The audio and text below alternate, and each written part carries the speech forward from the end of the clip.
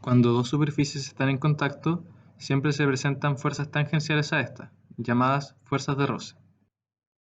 Estas fuerzas se presentan para impedir el movimiento de una superficie con respecto de la otra. La fuerza de roce se genera debido a las imperfecciones, en mayor parte microscópicas, entre las superficies en contacto. Estas imperfecciones hacen que la fuerza perpendicular R entre ambas superficies no lo sea perfectamente, sino que forme un ángulo con la normal N, el ángulo de rozamiento. Por lo tanto, la fuerza resultante se compone de la fuerza normal N perpendicular a la superficie en contacto y la fuerza de rozamiento F paralela a la superficie en contacto. La letra griega ρ representa el coeficiente de roce. Estos coeficientes no dependen del área de la superficie en contacto, sino que dependen en gran medida de la naturaleza de estas superficies. Se pueden diferenciar dos tipos de roce, el roce estático y el roce cinético. Fuerza de roce estático. Fuerza que se pone al inicio del desplazamiento entre dos superficies en contacto. Por ejemplo, si se quiere mover un objeto añadiendo una fuerza y éste no se mueve, es porque existe una fuerza de roce mayor que la fuerza añadida entre el suelo y el objeto debido a la fricción que producen estas superficies.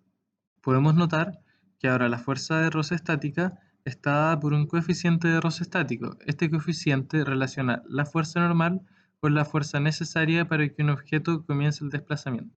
Fuerza de roce cinético. Fuerza que se opone al movimiento relativo entre dos superficies en contacto. Ocupando el mismo ejemplo anterior, si se añade una fuerza al objeto y ahora éste se mueve, sigue existiendo una fuerza de roce entre la superficie del suelo y el objeto, que apunta en dirección contraria hacia donde se está moviendo el objeto. Pero ahora esta fuerza de roce es menor que la fuerza añadida, logrando el movimiento. La fuerza de roce cinética está dada por un coeficiente de roce cinético que relaciona la fuerza normal con la fuerza de roce que actúa sobre el objeto que se está deslizando. Tenemos una gráfica de fuerza de roce versus fuerza aplicada a un cuerpo. Si aplicamos una fuerza F a un cuerpo, la fuerza de roce estática comienza a aumentar de forma lineal.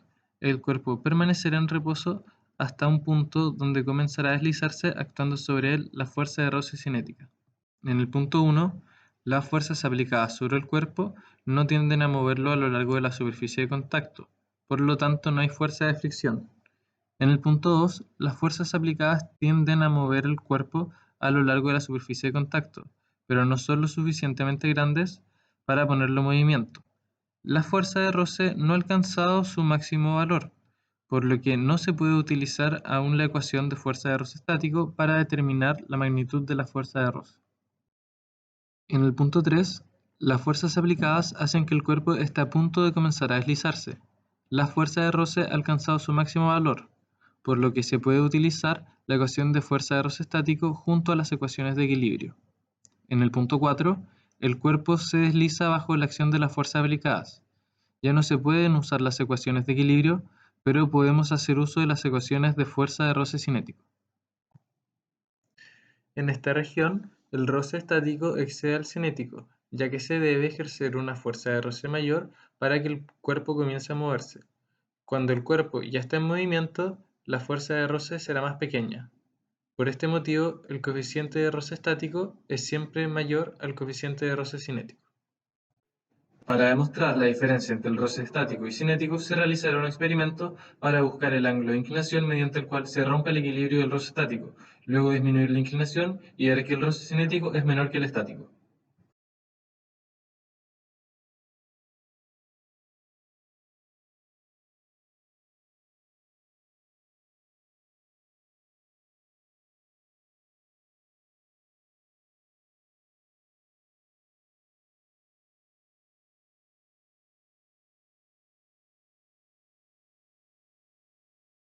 Se puede apreciar que se comienza a mover a distintos ángulos, lo cual demuestra que los coeficientes de roce dependen de los materiales en contacto. Con el experimento anterior podemos expandir el análisis realizando un diagrama de cuerpo libre cuando el cuerpo se presenta en movimiento inminente. Al ángulo de inclinación lo llamaremos alfa, y las fuerzas que actúan sobre el cuerpo son las ilustradas en la figura.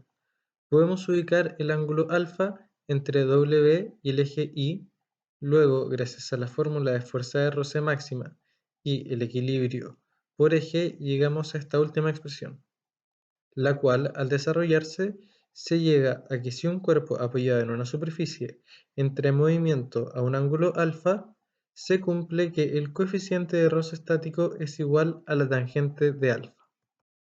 El coeficiente de roce en la ingeniería es muy importante en las calles, carreteras, ya que se desea que el torque aplicado en las ruedas de los vehículos genere la mayor fuerza de roce posible, por lo que se debe tener el mayor coeficiente de roce estático posible.